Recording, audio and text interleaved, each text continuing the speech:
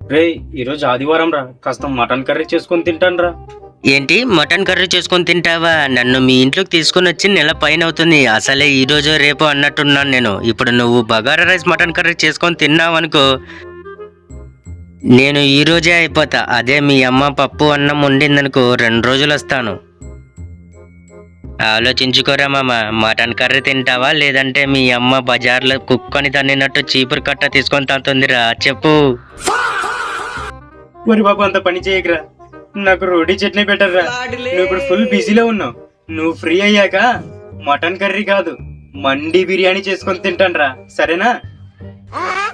రే ఇప్పుడు ఎట్లా చేయాలరా? నాకు మటన్ కర్రీ అంటే చాలా ఇష్టం రా. అరే మామా ఇటు చూడరా, మటన్ కర్రీ చేసుకొని తింటావా? అవునరా. నేనున్నానురా నీకు, నన్ను వాడుకో సరేనా?